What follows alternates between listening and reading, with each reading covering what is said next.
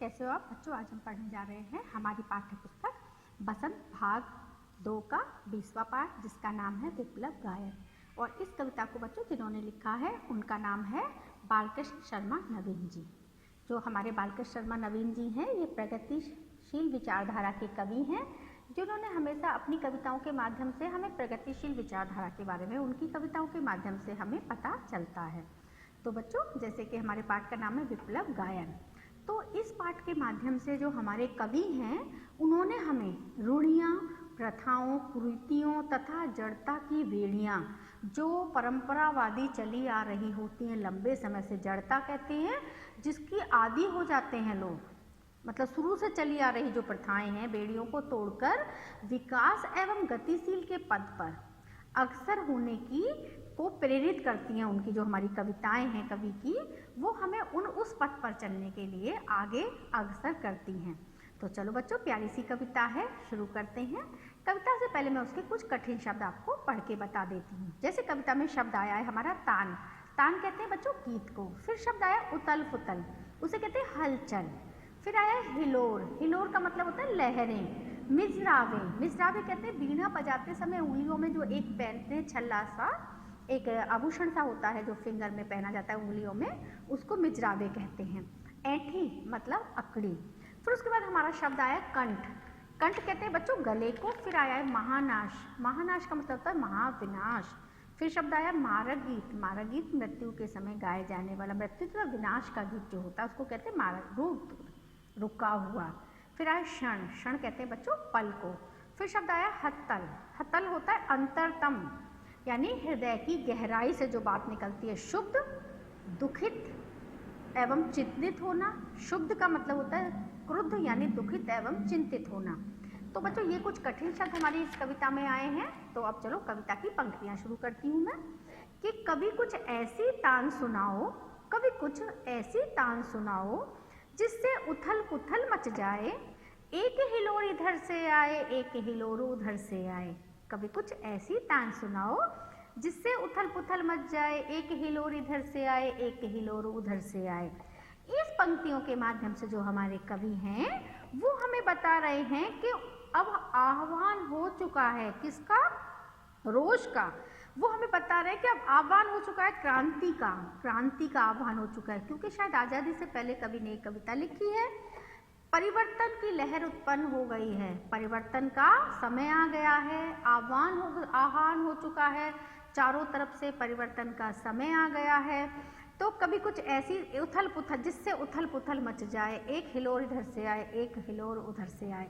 यानी नागरिक आह्वान करते हुआ करता है, मतलब अब नागरिकों का आह्वान करता हुआ कहता है जो कवि है, कवि बता रहा है हमें, अब क्रांति के ऐसे गीत और ताने गाने की आवश्यकता है। ऐसा गीत गाने की जरूरत है अब जिससे क्रांति की चिंगारियां पैदा हों, क्रांति के रोष जो है लोगों के मन में फूट आए। अब मीठी मीठी कविताओं की जरूरत नहीं है, कभी कुछ अब ऐसा सुनाओ जिससे उथल पुथल मच जाए, लोगों के मन में जोश और रोष की चिंगारियां आ जाएं। और फिर जिससे जीवन रूपी वीणा में चिंगारियां पैदा हो जाएं, एक हिलोर इधर से आए, एक हिलोर उधर से आए, मतलब चारों तरफ से चिंगारियां उठने लगे। एक हिलोर इधर से, असावधान मेरी वीणा में चिंगारियां आन बैठी हैं, सावधान मेरी वीणा में चिंगारियां आन बैठी हैं, टूटी हैं मिजराबे अंगुलियां, दोनों मेरी ऐठी हैं।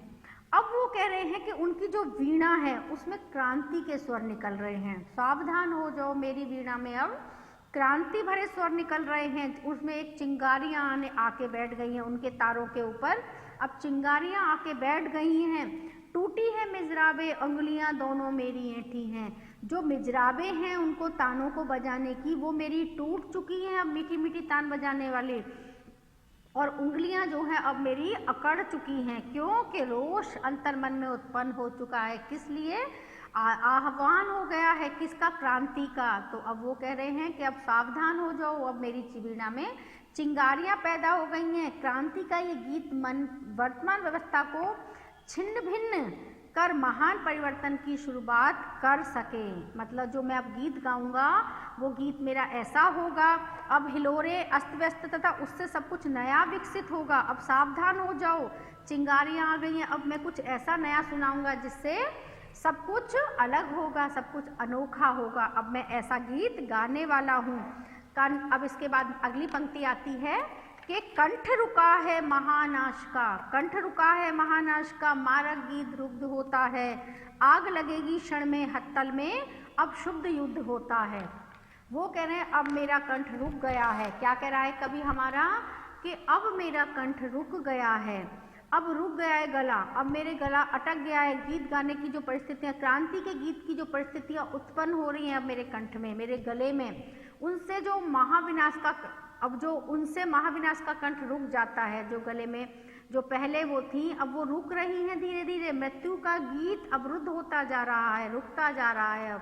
अब जो मृत्यु वाला गीत था वो अवरुद्ध हो रहा है, अथवा परिवर्तन की मांग का समय आ गया है। अब जब लोगों के मन में परिवर्तन आता है, परिवर्तन की मांग आती है तो सब कुछ बदल जाता है, सारे बदलाव की जरूरत यहाँ होती है। तो यहाँ पंक्तियों के माध्यम से कवि कह रहा है कि अब वो नहीं, अब मेरा गला रुक चुका है ऐसे गीत गाने को, अब मेरे अंतर मन में कुछ ऐसे गीत गाने की चाह पैदा हो रही है जिससे लोगों के मन के अंदर जोश रोष उत्पन्न हो जाए। उतनी तेजी से दमन का प्रयास होता है। आपने देखा होगा जब परिवर्तन शुरू होता है, लोगों के मन में कुछ नया करने की चाह होती है तो उसको दबाने के लिए, दमन करना किसी चीज़ को दबाना, तो दबाने के लिए बहुत सारे प्रयास किए जाते हैं। तो वो कह रहे हैं उतनी ही तेजी से, जितनी तेजी से परिवर्तन की मांग उठ रही है उतनी ही से तेजी से उसके दमन का प्रयास भी आरंभ होता है। परंतु कभी कहना जाता है अब वो रुकने वाला नहीं है, अब तो वो आगे बढ़ता ही जाएगा, अब कभी यहाँ पर रुकने वाला नहीं है। तो बच्चों आज की कविता में मैं इतनी ही पंक्ति का अर्थ बताऊंगी, इससे अगली पंक्तियों का अर्थ हम इससे अगली क्लास में पढ़ेंगे। कविता को ध्यान से सुनना, परिवर्तनशील विचारधारा की कविता है ये बच्चों।